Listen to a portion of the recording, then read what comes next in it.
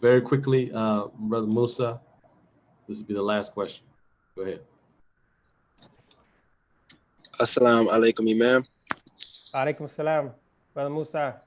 I haven't seen you in a while. Good to see you. Yes, sir. Likewise. As always, I appreciate everything that you say. And today has brought a lot of clarity to me.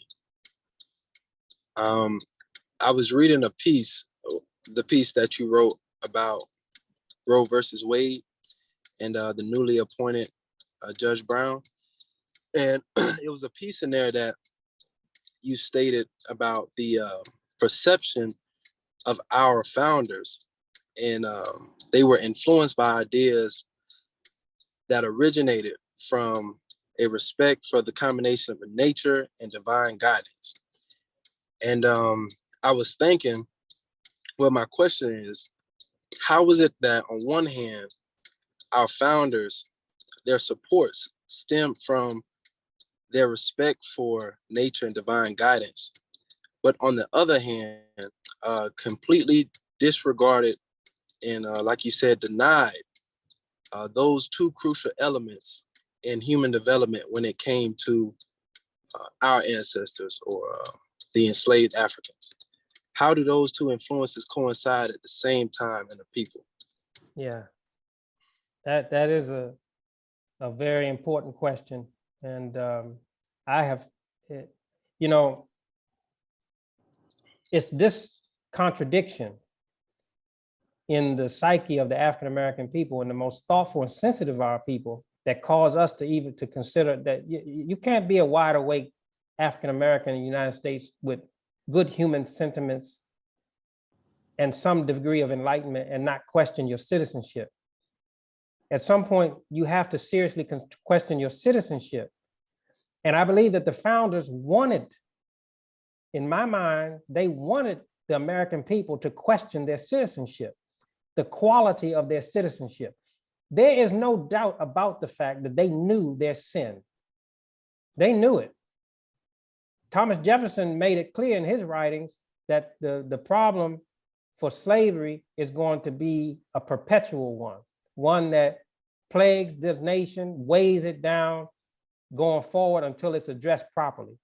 So in the same way that Mr. Farad introduced or spoke in terms that could be interpreted as error in his presentation of Islam, he also put in there a way to reject it and to unravel it at some point. But it had to, but the group that unravels it or rejects it and puts things in its proper places is a group that has evolved upon that tension, if you understand what I mean. So in other words, it took a people denied to recognize the value of the founders and what they perceived as what is a productive human society. Others may have recognized its value, but not to the extent that the oppressed soul of the African-American, when it comes to enlightenment, recognize its value.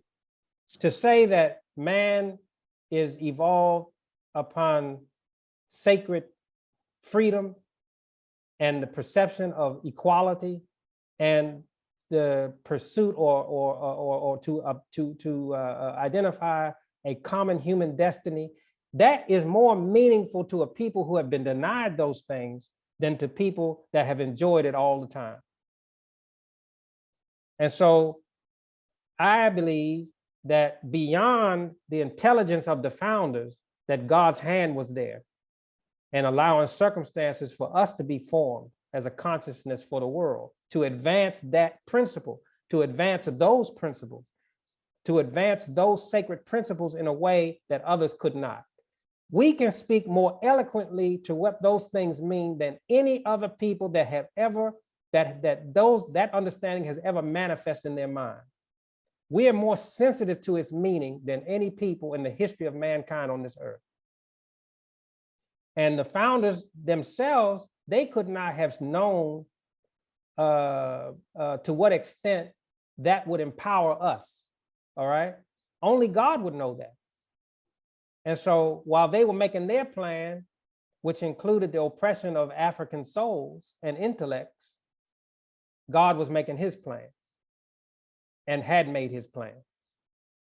And so upon the vessel that the founders or the framers of the Constitution created, here comes a new human person formed upon the same pattern as Adam and coming into the awareness of Abraham and arriving at the completed excellence of Muhammad. The founders, they didn't make an accommodation for all of that. They couldn't see all of that. All they could see was the generalities of what man is in, what human beings are entitled to. But they couldn't see how the African American soul will evolve and to what measures or what extent that would take mankind because of those conditions. So I have to see it in the context of Allah's plan and understand that the contradiction that existed, Allah intended that contradiction exists so as to create a circumstance that Mr. Farad could come to the United States of America, and so that a consciousness would be born into the world that was W. Deen Muhammad, and a whole people that fulfilled Prophet Muhammad's promise that this would come back into the consciousness of man by way of this people could be created. If you can put all that together and see it, you can see how this is all divine, all part of the divine plan.